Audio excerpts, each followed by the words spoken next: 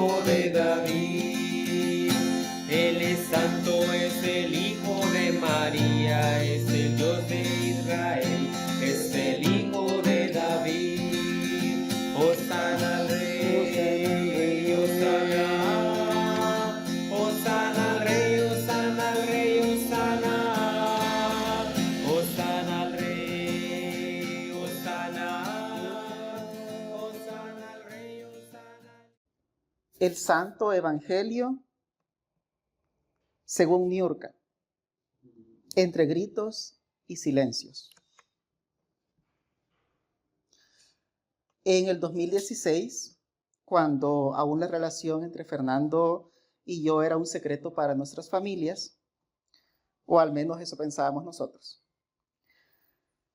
yo acostumbraba a llegar a la casa donde él vivía con la hermana, para aprovechar a pasar tiempo a solas con él cuando la hermana no se encontraba en casa. En ese tiempo, por cuestiones familiares y de trabajo, la hermana viajaba mucho al oriente del país.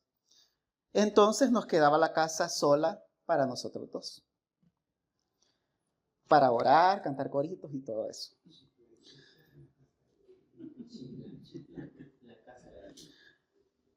Yo había egresado de la universidad y me encontraba estudiando inglés medio tiempo, y el resto del día me quedaba libre. Fernando, por su parte, estaba terminando su tesis y trabajando. Nuestra dinámica en la casa básicamente era el de una pareja que ya vivían juntos. Mientras él andaba en el trabajo, yo me quedaba en la casa y aprovechaba a lavar la ropa o lavar trastes. Un día Fernando andaba en el trabajo y yo estaba solo en la casa lavando trastes. Y como ya me sentía en confianza y estaba yo solo, estaba desnudo.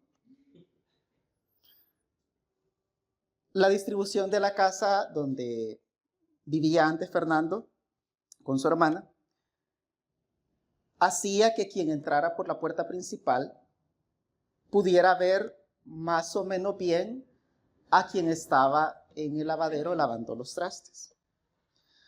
Aunque había un pequeño muro que tapaba a la persona que estaba en esa zona del pecho hacia abajo. Estando yo solo, desnudo y lavando trastes, escuché que la puerta se estaba abriendo. Feliz, me asomé por sobre el muro, así como Funes, ¿verdad?, por la puerta, para recibir a Fernando con una sonrisa. Aunque se me hizo raro que regresara tan temprano.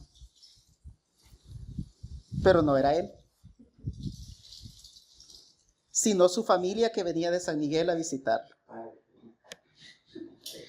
La mamá, el papá, la hermana, el sobrino y hasta el perro entraron a la casa y encontraron a un hombre desnudo lavando los trastes en la casa donde se suponía que no había nadie más que Fernando.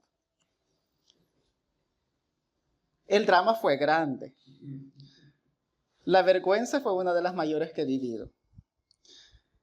Y agradecí que había ese muro que me permitió al menos correr a ponerme un delantal para taparme un poco. Mientras mi familia política, sin ellos saber que eran mi familia política, me cuestionaban por qué estaba así en la casa. Aclaración importante, la familia de Fernando ya me conocía, pero como un amigo de él, nada más. El chambre es largo, pero sin darles mayores detalles de ese momento, solo puedo decirles que tuve miedo, mucho miedo. Miedo de que mi relación con Fernando terminara después de 2 años de llevar la relación más hermosa que había tenido. Pero que a pesar de brindarme tanta felicidad, aún la vivíamos en la clandestinidad. Porque en el fondo los dos nos avergonzábamos y nos sentíamos culpables. Luego de ese día supimos que era necesario hablar claramente con nuestras familias y eso significaba vencer la culpa, la vergüenza, el miedo, el silencio, significaba hablar más fuerte y quizás gritar. Ya han pasado 9 años desde ese momento. Y el próximo mes cumplimos 11 años de estar juntos.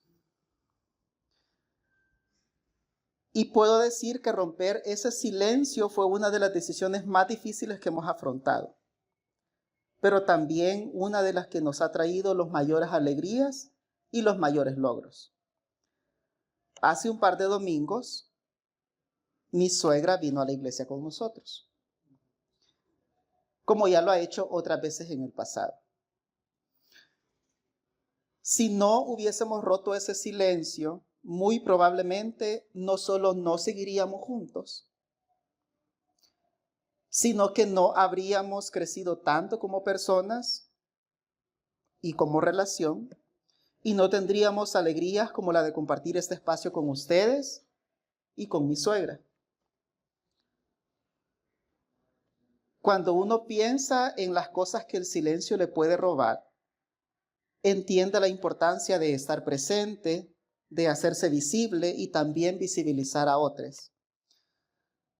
Aunque la historia que les acabo de contar habla de un chambre muy personal y de mi relación con Fernando, me puso a reflexionar en que romper ese silencio no solo era bueno para nosotros dos, sino que era justo, porque no estábamos haciendo nada malo. Nada de qué avergonzarnos. Como cuando decidimos no guardar silencio ante las injusticias, ante la discriminación, ante la violencia. En el Evangelio de hoy, el pueblo recibe a Jesús con mucha alegría, con gritos, con esperanza. Están rompiendo el silencio de la desesperanza y la opresión que sufrían por el sistema y la están rompiendo con la bulla de la alegría, con el ruido de la liberación, con los gritos de la esperanza. Les pregunto, ¿cuándo debemos alzar la voz? ¿Cuándo debemos gritar? Cuando nos digan que las personas LGBTQIA+ somos aberración. Cuando nos digan que el problema son las personas neurodivergentes y discapacitadas. Cuando nos digan que las mujeres solo pueden resignarse a ocupar los espacios que los hombres les permiten. Cuando nos digan que debemos acomodarnos a lo que el sistema nos ha preparado. Cuando nos digan que debemos decir que sí a la destrucción de la creación por intereses económicos, por la minería. Cuando nos digan que debemos callar ante la violación de derechos humanos por el régimen, ante la violación de derechos laborales por las empresas, ante la violación de derechos de las niñas, los niños y las niñas por sus propias familias o por las iglesias. Ante todo eso, escribamos, hablemos, gritemos, protestemos, marchemos, hagamos ruido, que nos escuchen, que nos vean, que incomodemos, cuestionemos, confrontemos. Así como el pueblo alzó la voz reconociendo en Jesús un modelo diferente a lo que tenían en ese momento, con la esperanza de que traería sanidad, libertad y salvación. ¿Estamos alzando la voz cuando se necesita que alguien lo haga en nuestras familias, en nuestros lugares de trabajo, incluso en esta comunidad de fe? ¿O estamos siendo cómplices con nuestro silencio? En otras ocasiones, en cambio, nuestras voces son utilizadas para sumarse a discursos de odio, para invalidar experiencias, para atacar luchas y causas solo porque no son las nuestras. Cuando preparaba esta reflexión, estuve escuchando otras reflexiones de la comunidad de años anteriores y me encontré con la reflexión de nuestra pastora Nubia de hace 3 años, un 10 de abril de 2022. Me sorprendí al ver que Nubia tocaba algunos temas que años atrás no se hubiesen hablado en esta comunidad. Hablaba acerca de la violación de derechos humanos por el régimen, que lamentablemente ya tenemos 3 años. Con este pecado no solo estructural, sino institucionalizado, oficializado y financiado por todos, aún sin nuestro consentimiento. También hablaba de cuestionarnos por qué la inclusión que predicamos como comunidad de fe se ha quedado en la capital, en una zona relativamente segura, sin tantos estigmas sociales y económicos. Y además de cuestionarnos la relectura de la Biblia, agregando elementos como la teología queer feminista. Personalmente creo que debemos reconocer que hemos avanzado mucho al abrirnos a la virtualidad, al realizar ejercicios conscientes de relectura de la Biblia, de la liturgia e incluso de los cantos. Pero aún falta.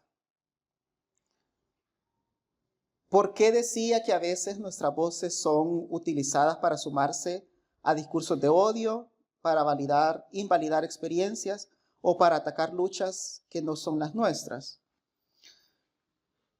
Porque así como Nubia ha traído a la mesa temas sobre las vivencias de las mujeres, sobre derechos humanos, también hemos tenido acá a otras personas, no necesariamente desde el púlpito, que nos han compartido sus experiencias como personas neurodivergentes, como personas discapacitadas, como personas trans, como personas de otras tradiciones.